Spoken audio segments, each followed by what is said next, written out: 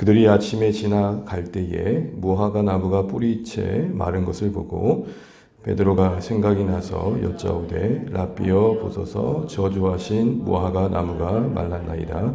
예수께서 그들에게 대답하여 이르시되 하나님을 믿으라. 내가 진실로 너희에게 이르노니 누구든지 이 산더러 들리어 바다에 던져지라 하며 그 말하는 것이 이루어질 줄 믿고 마음에 의심하지 아니하면 그대로 되리라. 그러므로 내가 너희에게 말하노니 무엇이든지 기도하고 구하는 것은 받은 줄로 믿으라. 그리하면 너희에게 그대로 되리라. 서서 기도할 때에 아무에게나 혐의가 있거든 용서하라. 그리하여야 하늘에 계신 너희 아버지께서도 너희 허물을 사하여 주시리라 하시니라. 아멘. 우리 인사 나누시겠습니다. 하늘 복 많이 받으십시오. 감사합니다. 네, 새 가족이 아니십니다. 오셔가지고 같이 기도하시러 오셨습니다. 네, 날씨가 참 춥더라고요. 오늘 10도던데 건강 잘 챙겨가시면 좋겠습니다. 오늘 계속해서 우리는 예루살렘에서 사역하신 예수님의 모습을 살펴보고 있습니다. 마가복음이 크게 장소로 구분해 보면 세 개로 나눈다 그랬죠. 그래서 1장부터 8장 26절까지는 갈릴리 그리고 주변에서 사역하신 예수님이었고 8장 27절부터 10장까지는 가이사랴 빌립보에서 너희는 나를 누구로 하느냐라는 질문과 함께 시작된 예루살렘 여정을 다루고 있었습니다. 그리고 오늘 우리가 며칠 전부터 시작한 11장부터 끝장까지 16장까지는 이제 십자가를 앞두고 예루살렘에서의 그 일정을 다루고 있습니다. 나귀 새끼를 타고 입성하셨죠. 그 나귀를 타고 입성하신 예수님은 마리를 타고 오신 게 아니었습니다. 힘과 어떤 전쟁, 정복, 굴림을 상징하는 말이 아니라 겸손과 평화를 상징하는 왕으로서 오셨음을 나귀 새끼를 타고 오신 것을 통해 보여주신 거죠. 물론 그것은 스가랴의 말씀의 성취이기도 했습니다.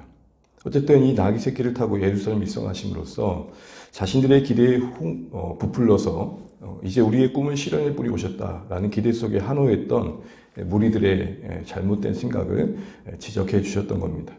그럼에도 불구하고 그들은 나귀 새끼를 타셨음에도 불구하고 말 타고 오신 분으로 보죠. 우리의 신앙이 늘 그렇습니다. 보고 싶은 건 보고 듣고 싶은 만 듣습니다. 그래서 우리 신앙의 지경이 넓혀지려면 우리가 먼저 깨어져야 됩니다. 그리고 나서 예수님께서 가장 먼저 살피셨던 곳이 어디였습니까? 성전으로 가시죠. 돌아볼 곳들이 참 많았지만 가장 우선된 관심은 성전으로 가십니다. 그 곳곳을 두루두루 살피십니다. 그리고 그 다음날 아침을 맞아 이제 성전으로도 가려고 하시는데 시장하여서 먹을 게 없나 라고 둘러보시는데 무화과 나무 잎이 무성한 나무 하나가 보였습니다. 가까이에서 가보니 열매가 있을 줄 알고 봤는데 없던 거죠. 물론 성경에는 조금 헷갈렸던 게 이는 때가 아닙니다. 열매를 맺을 때가 아니라는 말씀이 우리를 조금 불편하긴 했습니다. 열매가 맺을 때도 아닌데 나무를 저주하신 게 앞뒤가 안 맞는 거죠. 그러나 사실은 잎이 무성하셨을 때 시점에 무화과 나무는 이른 열매를 맺은 시점이었죠. 아직 성숙한 나무의 열매는 아니어도 그때쯤에는 맛은 없지만 그래도 요기할 만한 이른 열매를 맺을 시점이었습니다. 그러니까 그런 줄 알고 가셨는데 그것마저 없었던 거죠. 한마디로 가까이 가서 보니 열매가 없는 비정상적인 상태를 보였던 겁니다. 여기서 가장 중요한 것은 가까이 가보셨다는 겁니다. 겉으로 볼 때는 무성한 잎처럼 그럴듯해 보였는데 가까이 가보니 아니라는 것이죠. 여러분, 우리의 인격의 실력은 멀리서 안 드러납니다. 팔레스타인에 가가지고 양떼를 보았던 어떤 분의 증언인데요. 양이 멀리서 보니까 그렇게 예뻐 보이더래요. 근데 가까이 갔더니 아이고 그 냄새가 그냥, 그리고 온갖 그 배로 쓸고 다니는 그 먼지들. 그러니까 누가 그래요? 양은 멀리서 봐야 예쁘다. 하나님의 백성들 양으로 비유합니다. 우리는 서로 멀리서 볼 때는 그럴듯해 보이죠. 근데 가까이 가보면 서로 주고받는 말과 또 여전히 지어져 가고 만들어져 가야 우리의 부족함이 서로를 아프게 할 때가 참 많습니다. 어쨌든 가까이 가서 봤을 때에 무화과 나무에 열매 없는 이 모습은, 잎만 무성한 그 모습은 분명 정상적이지 않았고, 또 이것이 성전을 앞두고 하셨던 말씀 속에서 그 잎만 무성한 나무는 결국은 겉으로만 번드르한 성전에 대한 심판을 말씀하신 거였죠. 이른 열매가 맺히고 요기할 만한 것을 내었어야 할 나무가 그렇지 않은 것에 대해서 심판하셨던 것은 영원토록, 그리고 사람이 내게서 열매를 먹지 못하겠다고 저주하셨던 것은 이제 이어지는 성전에서 보이신 행동에서 드러나듯 성전의 기능에 대한 심판이었습니다. 만민을 위한 기도의 집이 되어야 할 성전이 그 역할을 감당하지 못한 것과 성전에 절기를 따라 드려지는 수많은 예배를 드리고 있는 그 이스라엘 백성들 삶 속에 열매 없는 신앙의 본질을 드러내신 것이죠. 이런 맥락에서 예수님께서 성전에서 보이셨던 어제 그 본문의 가격한 행동, 내쫓고 뒤엎는 이 가격한 행동은 단순한 성전의 청소가 아니었습니다. 그러니까 매매하려면 제값 주고 정상적으로 거래해, 이런 식이 아니었습니다. 단순히 성전 안에 거래가 있었다는 사실만을 가지고 얘기하신 게 아니라 무화과 나무에 대해서 저주하셨을 때에 이제 너는 영원토록, 이게 중요합니다. 이제 영원히 내게서 가시를 먹지 못할 것이다 말씀하셨듯 이제는 성전이, 구약의 성전의 기능이 이제 끝났음을 말씀하신 겁니다. 인간의 탐욕으로 유린당한 채 껍데기만 남게 된 구약부터 시작된 성전, 이 보여주는 건물의 성전은 허무시겠다는 선언이었고, 이제는 보이지 않는 건물, 바로 예수님 안에서 이루실 성전에 대한 이야기를 하신 것입니다. 그런 의미에서 어제 그 본문은 성전 첨결이라기보다는 성전 척결이었습니다. 이제 내가 구약의 이 보여지는 성전은 허물고 새로운 성전을 짓겠다. 그리고 새로운 성전은 바로 예수님이시죠. 이제는 성전으로 찾아와 예배해야 했던 시대는 끝났고 예수님 안에서 언제나 어디서나 누구나 예배하고 하나님을 찾고 의지할 수 있는, 그 용서를 얻을 수 있는, 그 은혜 아래 거할 수 있는 시대가 열릴 것이다. 이렇게 말씀하셨던 겁니다. 하나님 나라의 실체에 다만 그림자였던 구약 성전의 이제 기능을 이제 끝내시고 새로운 성전으로 이제는 성전의 그 본질을 완성해 계시겠다는 의지였던 것이죠. 한마디로 이제 동물의 피로 나아가 일시적인 용서를 반복해서 얻어야 될 성전 제사는 끝났고 예수 그리스도 그 자신의 피로 영원한 용서의 은총을 힘입어 살아갈 수 있는 새 성전의 그 하나님과의 관계를 지켜갈 수 있는 은혜의 시대가 열렸음을 선언하신 겁니다. 이 용서하심 아래서 이제는 모든 인생들을 불러 하나님 앞에 나오게 하시고 기도하는 집 되게 하시겠다. 이게 바로 어제까지 했던 주님의 말씀입니다. 제가 이렇게 일련의 일들을 쭉 다시 한번 정리하는 것은 사실 오늘 우리가 읽은 이 본문이 때로는 조금 편향되어 이해될 때가 많습니다. 예를 들어 산을 바다에 던져라. 이런 말도 안 되는 일들도 의심하지 않으면 이루어질 것이다. 네가 바라는 게 무엇이니? 원하는 게 뭐야? 기도해. 다만 의심하지 말고. 이런 맥락에서 오늘의 본문이 이해될 때가 많기 때문에 그렇습니다. 물론 믿음으로 우리가 이 본문을 이해하면서 우리가 기도 가운데 의심치 말아야 되는 교훈도 분명히 있을 것입니다. 그러나 지금 계속 예수님께서는 예루살렘 입성하는 그 순간부터 성전을 대한 이야기를 하고 계시고 이 성전이 이제는 어떻게 변화될 것인지 예수님의 희생으로 어떠한 성전의 개념으로 바뀔 것인지에 대한 이야기라면 조금 다른 맥락에서 이해해야 될 것 같다는 것입니다. 다시 말해 근본적으로 성전을 새롭게 하신다는 측면에서 오늘 본문을 이해해보면 오늘 우리가 읽은 본문이 주는 교훈들이 좀 다르게 해석될 것 같습니다. 그래서 여러분 20절 말씀을 보시면 근본이라는 측면에서 보게 되면 이 성전을 근본적으로 새롭게 하신다는 측면에서 보면 성전의 기능을 상실한 것에 대한 심판의 저주를 무화과 나무에 대한 저주로 상징화하셨듯 그 무화과 나무가 그 저주를 받은 상태는 결국 성전이 이제 어떻게 될 것인지 보여주시는 거죠. 20절 말씀 함께 읽어보겠습니다. 20절입니다. 시작. 그들이 아침이 지나갈 때에 무화과 나무가 뿌리째 마른 것을 보시고. 여러분 그냥 말랐다고 하지 않습니다. 성경은 뭐가 말랐다고 그럽니까? 뿌리부터 말랐다. 무슨 말입니까? 무화과 나무는 결국 성전이었습니다. 무화과 나무에 대한 저주는 성전의 심판이었습니다. 그 성전의 심판은 성전의 새로움을 말씀하시는 거였습니다. 이제는 새로운 성전을 짓겠다. 그러니 이제 이 뿌리부터 말랐다는 것은 근본적으로 성전을 새롭게 하시겠다는 말씀인 것이죠. 이후에 이어진 베드로와의 대화에서도 성전, 그 새로운 성전에 속한 이제 교회가 어떠한 삶인지를 그래서 보여주고 있는 것으로 이해해야 됩니다. 이제는 구약의 성전에 매이지 않고 성전이신 예수님 안에서 하나님과 새로운 관계를 덧입게 된 신자들이 어떤 삶의 모습을 보여주냐 할 때 세 가지를 말합니다. 믿음, 기도, 용서. 우리에게 너무 익숙한 이 세 가지는 연관성 있게 오늘 본문에서 우리에게 교훈해주고 있습니다. 자, 그런 의미 가운데서 이런 맥락 속에서 이어진 대화를 보게 되면 21절에 베드로는 이렇게 질문합니다. 한번 읽어보겠습니다. 베드로가 생각이 나서 여짜오되 랍비여 보소서 저주하신 무화과 나무가 말랐나이다. 여러분 이 본문을 가만히 보면 베드로가 생각나서 여쭤봅니다.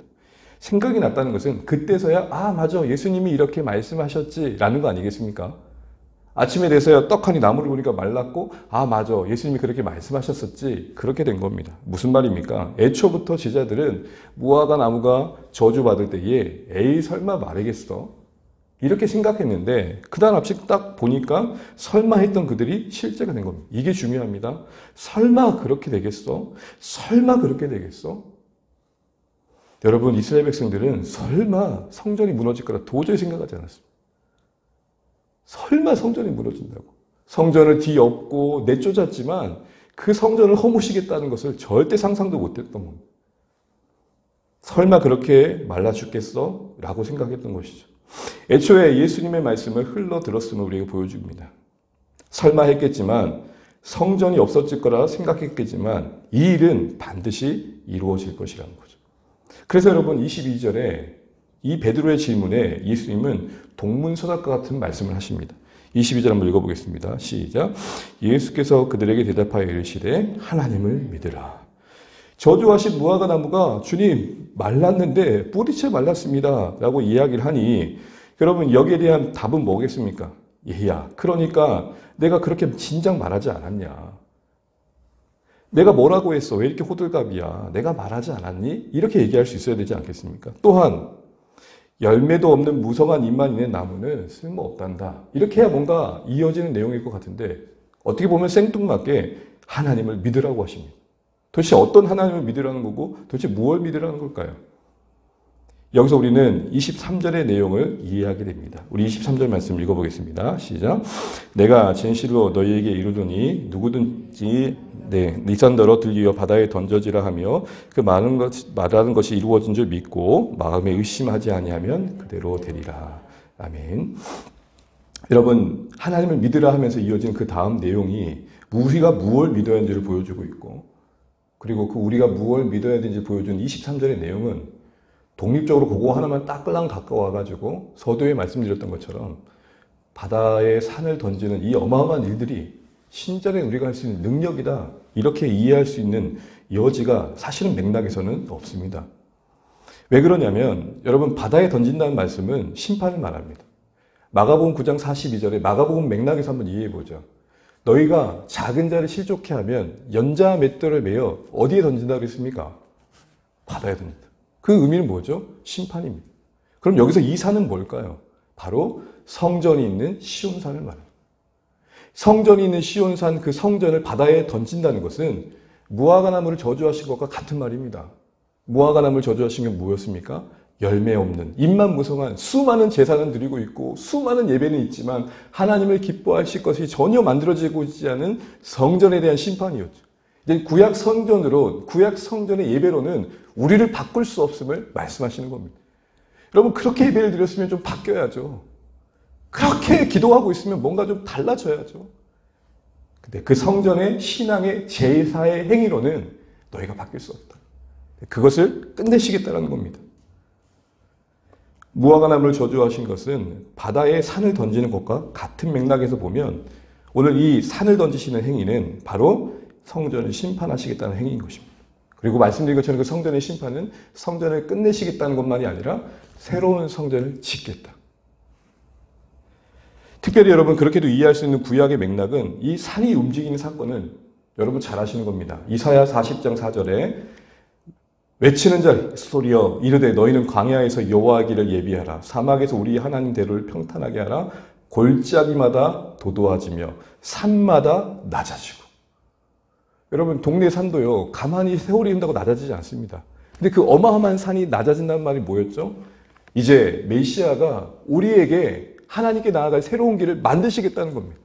그 산과 같은 어마어마한 죄도 막을 수 없는 우리의 어떤 제약도 막을 수 없는 구약의 동물의 제사로 씻어낼 수 없는 그 어마어마한 죄를 용서하시고 그래서 우리가 하나님 앞에 감히 나아갈 수 있는 생명의 길을 여시겠다라는 예언이 바로 이사야 말씀을 통해 산을 낮추시는 것으로 되어 있는 겁니다. 자, 여러분, 산이 바다에 던져졌다는 말도 그런 의미에서 본다면 뭔 말입니까? 산과 같이 거대한 어떤 일들이 하나님과 우리의 관계를 막지 못하게 하시겠다는 겁니다. 성전의 예배를 보면 산과 같았습니다. 언제까지 동물 제사를 드려야 되는 걸까요? 언제까지 수많은 동물을 죽여 피를 씻어 내 죄를 용서받아야 될까요? 그 일을 언제까지 반복해야 되는 걸까요? 그것은 산과 같았을 것입니다. 어마어마한 숙제와 같았을 것입니다. 그런데 이제는 그걸 끝내시겠다는 거예요. 뭘로요? 믿음으로. 그럼 뭘 믿는 거예요? 그 산을 바다에 던지신다는 행위는 뭘로 이루어지죠? 바로 예수님의 십자가의 피로. 그래서 말씀하신 대로 만민이 이제 믿음으로 하나님께 나아갈 길을 여심을 말씀하신 겁니다. 동물의 제사의 피로 하나님께 나아갈 길을 끝내시고 이제는 충분한 예수의 피로 그걸 믿는 믿음으로 하나님께 나아갈 길을 여시하겠다는 게 산을 들어 바다에 던지신 겁니다.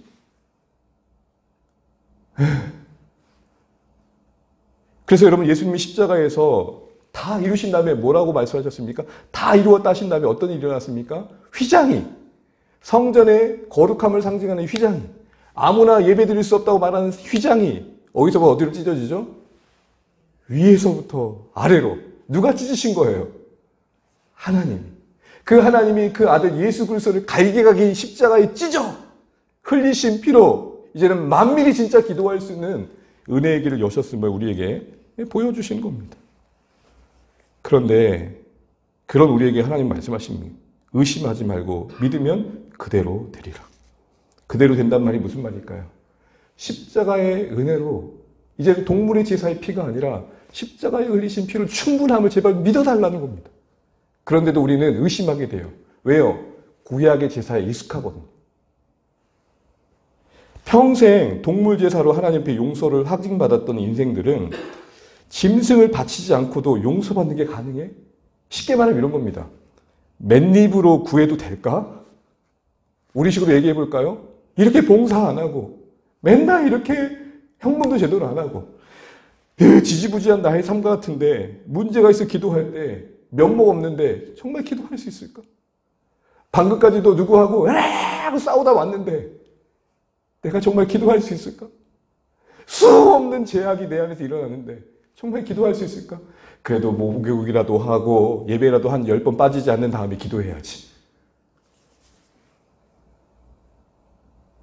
그게 의심입니다. 여러분, 우리가 방금 전까지도 극단적인 예지만 정말 하나님 앞에서 심각한 범죄를 하고도 다시 일어나 하나님 앞에 나아갈 수 있는 믿음의 길이 열렸음을 믿으십니까? 주님, 저의 죄를 용서해 주십시오. 제가 그런 인생인 줄 다시 알고 주의 긍휼을 구합니다. 근데 우리는 힘없는 의심이 우리에게 일어나죠. 구약 성전의 사고방식을 아직도 못 버린 거예요. 그게 무슨 말이에요? 내가 흠없는 재물을 가지고 가야만 하나님께서 날 용납해 줄 거라 생각을 하는 겁니다. 그런데 누가 재물 되어주셨다고요? 예수 그리스도께서 재물 되어주셔서 이제는 산이 바다에 던져진 것 같은 이 말도 안 되는 일들이 일어났다는 겁니다. 평생 성전에 매여 있는 사람들에게는 상상도 할 수 없는 일들이 일어난 겁니다. 평생 행위에 의존하고 있는 우리는 상상도 할 수 없는 일이 일어난 것입니다. 여러분, 우리가 아무것도 안 하고 정말 아무것도 안 하고 하나님의 자녀가 된다는 게 믿어지십니까? 예? 정말로요. 여기서 말하고자 하는 하나님의 믿음은 바로 그런 믿음을 말씀하시는 겁니다. 그러므로 믿음은 뭡니까? 하나님의 행하실 일에 대한 100%의 신뢰입니다. 예수님을 죽이심으로 우리를 끌어안으셨다. 예수님을 십자가에 못 박으심으로 구약 제사 방식으로는 상상도 할 수 없는 하나님께 나아가는 길을 여셨다. 그리고 이제 말씀하십니다. 그 믿음을 믿는다면 이렇게 하라는 것입니다. 24절입니다. 24절 시작. 그러므로 내가 너희에게 말하노니 무엇이든지 기도하고 구하는 것은 받은 줄로 믿으라. 그리하면 너희에게 그대로 되리라.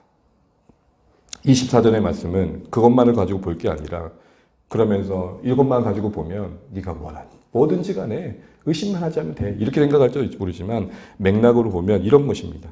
무엇인지 기도하고 구하는 것을 받은 줄을 믿으라. 이 말씀은 하나님께서 예수 안에서 우리에게 주신 이 믿음을 따라 너희가 나아갈 때 하나님의 너희들의 기도를 귀 기울여 들으신 것을 의심하지 않길 바란다. 그대로 된다는 것은 내 바람대로 된다는 말이 아니라 이제는 하나님께서 뜻하신 대로 되었으니 이제는 하나님 뜻하신 대로 예수 안에서 새로운 길이 열렸으니 그거 믿고 하나님께 나아가자. 이렇게 기도로서 격려하신 겁니다. 이제 새 성전된 교회는 오직 그렇게 은혜 베푸시는 하나님의 사랑 안에 있으니 그 사랑 안에서 인생을 살아가자. 이렇게 얘기하시는 것입니다. 믿음이라는 게 그렇게 보면 어떤 비결이 아닙니다. 믿음이라는 게 어떤 기적의 방법론이 아닙니다. 하나님의 사랑을 신뢰하라는 겁니다. 어떤 사랑을요? 산을 바다에 던지는 말도 안 되는 모습으로 우리를 끌어안으시는 하나님. 하나님 그분이 자신을 죽여 우리와 하나님과의 관계를 회복하시는 말도 안 되는 이야기를 믿는 자. 그 하나님의 사랑을 신뢰하는 자. 그 하나님의 사랑 아래 있으면 인정하는 자. 그 인정하는 자로서의 하나님에 대한 신뢰가 기도라고 말씀하시는 겁니다. 그런 의미에서 기도는 하나님의 은혜를 구하는 거지 하나님을 움직이는 조종기가 아니라는 것이죠. 그런데 이렇게 은혜 안의 인생들의 증거가 뭐냐? 바로 용서하는 삶이라는 것입니다. 우리 25절 읽고 말씀드렸습니다. 시작.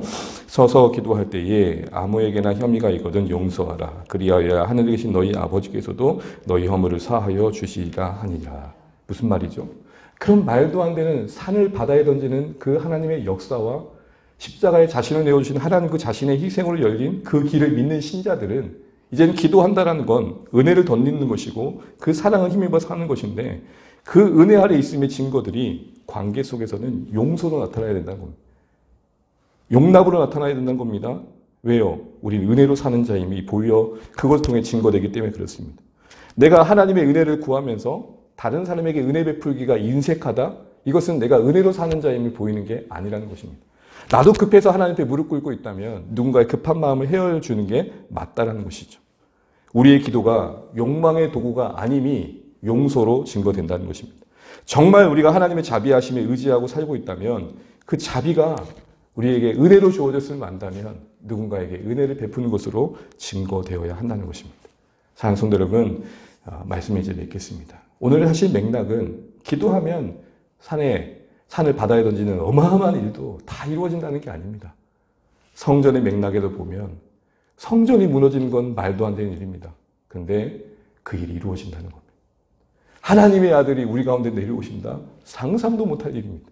근데 그게 이루어져 이제는 우리가 마음껏 성전에 가서도 성전에 가지 않아도 그 열린 길을 따라 예수 안에서 언제든지 기도할 길이 열렸고 이제 이 은혜 안에 있는 인생들은 그 은혜의 부요함과 넉넉함을 하나님의 사랑 안에 있음을 누군가를 향한 용서의 사랑으로 증거되어야 한다 말하는 것입니다.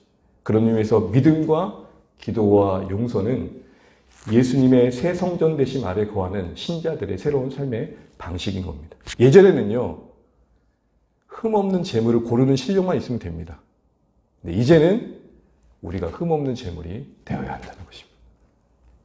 뭘로요? 용서로. 이게 오늘 새 성전된 주의 백성들 가운데 요구하시는 삶의 모습인 것입니다. 오늘 주님께서 하신 말씀을 다시 한번 기억하면서 나는 혹시 여전히 뭔가 더 해야 되지 않나 라는 생각 속에 있지 않는지 그런 우리에게 말씀하십니다. 하나님을 믿으라. 나는 또한 저 구약 성전에 매여있던 것처럼 뭔가를 가지고 가야 된다고 생각하지 않나 라는 자에게 이렇게 말씀하십니다. 믿음으로 기도해라. 또한 그런 우리에게 그 은혜 받음을 용서로 나타내라. 이런 삶을 요구받고 있는 우리의 인생인 줄 아시고 오늘 말씀 기억하시면서 우리의 하나님의 믿음이 기도로 그 기도가 용서로 증거되어지는 우리의 신앙의 아름다운 모습 되시기를 주님의 이름으로 축복합니다. 찬양하시겠습니다. 찬송가 280장 천부여 의지 없어서 찬양 드리겠습니다. 찬양하시고 기도하겠습니다.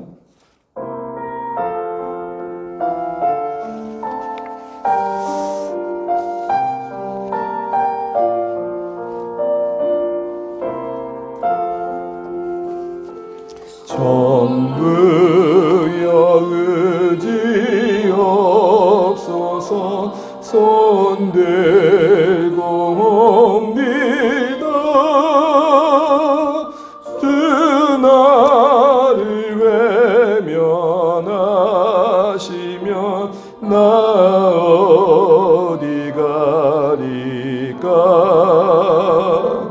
내 죄를 씻기 위하여 빌려주시니 곧 회개하는 마음으로 주 앞에 옵니다. 처음부터 계신 주께서 영죽을 죄인을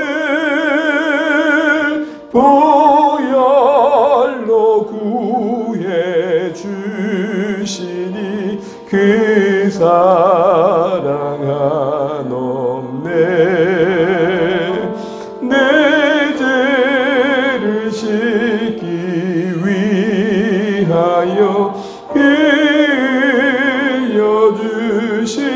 빌려주시는 곧 회개하는 마음으로 주 앞에 옵니다.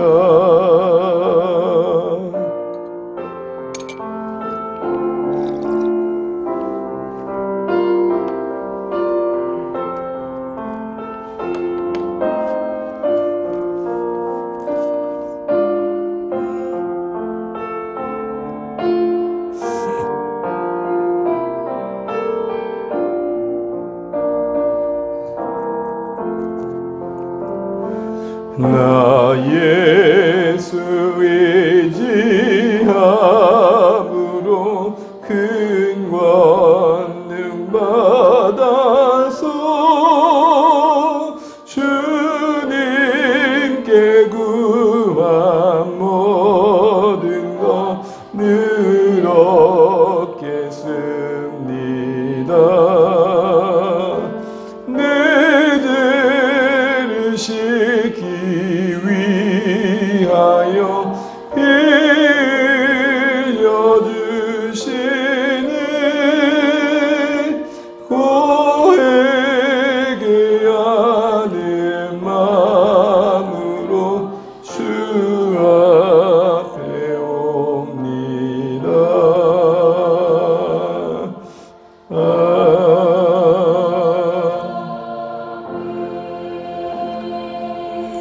이 시간 우리 함께 기도하실 때 우리 허락하신 하루 말씀으로 시작하게 하신 감사하며 주신 말씀을 두고 기도하겠습니다. 하나님, 바다에 살을 던지시는 이 말도 안 되는 일들이, 구약의 성전이 무너진다는 이 말도 안 되는 일들이, 우리의 어떠한가 상관없이 그 크신 하나님 앞에 나아간다는 이 말도 안 되는 일들이 예수 그리스도의 희생으로 이루어졌음을 믿고 담대히 어느 때나 그대로 될 줄 알고 그 사랑대로 될 줄 알고 예수님 안에서 보이신 그 은혜의 길을 따라 우리가 나아가는 기도가 있게 하시고, 또한 하나님 그 기도의 은혜로 사는 우리의 인생됨을 우리 가까운 사람들에게 보여주는 용서의 넉넉함으로, 이해와 용납으로 드러내어서 우리가 은혜로 사는 자임을 나타내는 복된 신자의 생애가 되게 해달라고 오늘 시간도 기도하시면 좋겠습니다.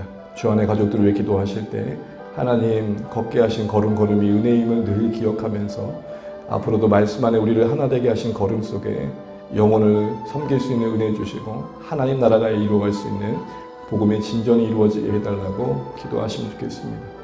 한 영혼을 더 기꺼이 섬길 수 있도록 하나님을 더욱 가까이 하는 우리 삶 되게 해달라고 기도하시고, 특별히 우리 자녀 세대를 위해 기도할 때에 함께 예배하는 현장에 저들이 말씀 안에 정말 가랑비에 옷 젖듯 하나님을 경외하는 마음, 사랑하는 마음 자라나게 하시고, 특별히 우리 고3, 우리 준범이 또 효원을 위해서, 또 우리 자녀 세대 가운데 또 이제 곧 태어날 유아 신자들을 위해서, 우리 별이와 똑이를 위해서도 기도해 주시고, 또 건강하게 우리 힘든 자를 출산할 수 있도록 기도해 주시면 좋겠습니다. 또 우리 곳곳에 흩어진 우리 사랑하는 성도님들이 자녀들을 위해서 주의 은혜가 임할 수 있도록 기도해 주시면 좋겠습니다. 주 안에 우리 모든 가족들의 자녀 세대가 하늘 복 받을 수 있도록 기도해 주시기 바랍니다. 이 시간도 기도하실 때 우리의 목장과 주의 이름으로 모이는 예배의 자리에 하나님 은혜를 베풀어 달라고 기도해 주시고, 특별히 우리 섬기신 우리 목자 목회님들을 기억해 주시고 세임 주시도록, 또 감당할 은혜 주시도록 기도해 주시면 좋겠습니다. 더하여서 이 땅에 세우신, 울산 땅에 세우신 교회들을 위해 은혜 임하도록 기도해 주시고, 이 나라 민족 위에 하나님 긍휼을 베풀어 달라고 기도해 주시면 좋겠습니다. 각자의 기도 제목 가지고 기도하시다가 오늘 하루도 주의 은혜 안에서 승리하시는 복된 하루 되시길 바랍니다. 같이 기도하시겠습니다. 하나님 아버지, 주의 은혜와 긍휼하심을 감사합니다. 하나님, 오늘도 주의 긍휼하심을 따라 우리가 이곳에 있음을 기억합니다. 아버지 하나님, 우리가 주의 동로오심을 바라봅니다. 하나님 아버지, 우리의 주의 긍휼을 바라봅니다. 주여, 우리를 불쌍히 여겨주시옵소서. 하나님 아버지, 바다에 산을 던지시는 이 말도 안 되는 일들이 바로 예수 그리스도의 희생 안에서 이루어짐을 보게 됩니다. 하나님, 구약의 심판, 그 성전에 대한 심판이 새로운 성전을 짓고자 하심이었고, 하나님 그 열심을 따라 우리에게 자신을 드리시는 희생으로 우리에게 이제 하나님을 믿는 믿음만으로 기도할 수 있는 이 은혜의 길이 열렸음을 기억하게 도와주시고, 이제 우리가 성전에 나아가 제물을 드리며 하나님 어떤 행위로 하나님 앞에 공로로 나아가는 것이 아니라 은혜로 나아갈 길이 열렸음을 기억하고, 이 놀라운 은혜 받은 자로서의 용서와 넉넉함이 우리 삶 가운데 증거될 수 있도록 도우십시오. 하나님, 그 부요하심으로 우리를 안으셨듯 하나님 우리도 그 넉넉함으로 살아갈 수 있도록 은혜를 베풀어 주십시오. 하나님을 힘입어 그 사랑을 나타내는 인생들로 우리가 증거될 수 있도록 도와주시기를 간절히 바라고 합니다. 하나님을 더욱 가까이 하게 하시고 한 영혼을 더 기꺼이 섬길 수 있도록 도와주십시오. 우리 예배에 은혜를 주시고 우리 자녀 세대가 복을 받게 도와주시고, 그래 하나님 시험 준비한 우리 고3 시대를 기억하시고, 우리 하나님 우리 효원이와 중고미를 기억하여 주십시오. 하나님 우리 별이와 도기를 붙들어 주시고 우리 모든 자녀 세대가 하늘로 받게 도와주십시오. 하나님 믿음으로 나올 수 있도록 축복하여 주시고, 우리가 섬기는 VIP들을 기억하여 주시고, 하나님 물론 하나님 우리 안에 은혜의 때에 돌아올 수 있도록 도와주십시오. 하나님 용서하여 주십시오. 하나님 은혜가 우리 가운데 임하게 도와주십시오. 주의 긍휼로 우리를 끌어안아 주십시오. 하나님 우리를 끌어주시고, 우리나라의 민족을 불쌍히 여기시고 이 땅에 세우신 교회들이, 하나님 울산 지역에 세운 교회들이 주의 은혜 나타나게 하여 주시옵소서.